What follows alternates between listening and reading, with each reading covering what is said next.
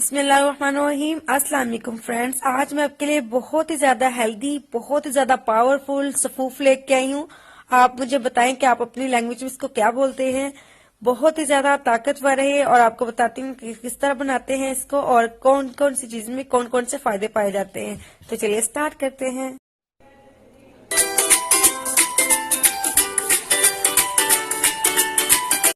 ان سب چیزوں کا تو آپ کو پتہ ہی ہوگا، لیکن ان کے ایکچوئل بینیفٹ یقیناً نہیں جانتے ہوں گے۔ مطلب باڈی میں جا کر کن چیزوں کو سیدھا ہٹ کرتے ہیں، بولے تو رائٹ ڈونٹ ٹارگیٹ۔ ان دیسی چیزوں کے بہت زیادہ فائدے ہیں جو ہمیں بظاہر چیزوں کبھی نہیں مل سکتے۔ سونف، سب سے پہلے ہمارے پاس سونف ہے، ہاضمے کے لیے کمال کی چیز ہے، پیٹ درد میں بہت مفید ہے، چاہے اس کا قہوہ بنا لے چاہے پکا کر پی لے، بہت ہی فائدہ مند ہے۔ نظر کی کمزوری کے لیے بہت ہی زبردست ہے، اس سے نظر کی کمزوری کی شکایت آہستہ آہستہ ختم ہو جاتی ہے، اس سے آپ چبا کر بھی کھا سکتے ہیں۔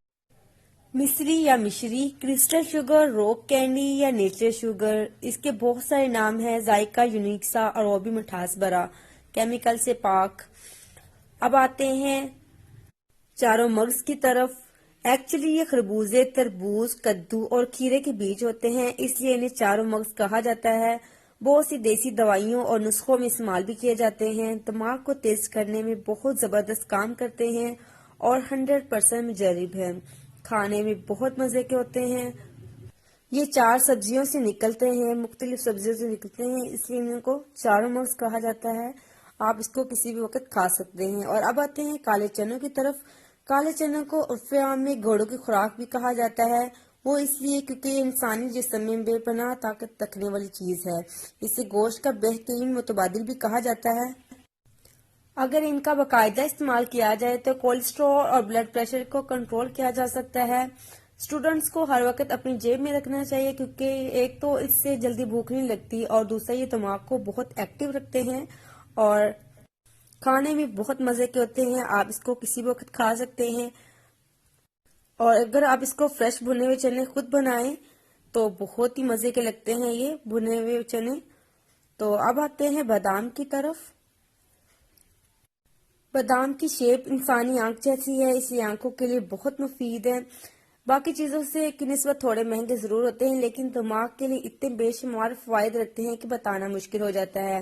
جن لوگوں کے بال گر رہے ہیں اگر وہ ڈیلی 10 گریاں کھا لیں تو شکایت دور ہو جائے گی، لیکن یہ شرط یہ ہے کہ اس میں ناغہ بالکل نہیں کرنا، اور اگر آپ ناغہ کریں گے تو اتنا فائدہ نہیں ہوگا۔ اور اس کے کھانے کا بہترین طریقہ یہ ہے کہ آپ 10 گریاں رات کو بھگو دیں اور صبح اٹھ کر چھلکا اتار کر ان کو کھا لیں، اور اگر آپ اس کو چھلکا اتارے بغیر کھائیں گے تو بھی مفید ہے، لیکن شرط یہ ہے کہ آپ اس کو بھگو کے کھائیں، اور اگر اس کو ڈرائی کھائیں گے اسی طرح بھگوئے بغیر تو یہ ڈرینڈرف آپ کے بالوں میں کر دیں گے، جو آپ بالکل بھی نہیں چاہیں گے۔ بہت ہی مزیدار ہوتے ہیں یہ، اس کا جوس بنا کر بھی پی سکتے ہیں۔ بہت زیادہ فائدے ہیں اس کے، بے شمار فائدے ہیں، بتانا مشکل ہے۔ مجھے کھانے میں بہت پسند ہے، میں بہت شوق سے کھاتی ہوں۔ سونف، چاروں مغز اور بادام، سب چیزوں کو ہم نے پاؤڈر بنا لیا ہے آپ کے سامنے، اور آپ سب چیزوں کو ہم اچھی طرح مکس کر لیں گے۔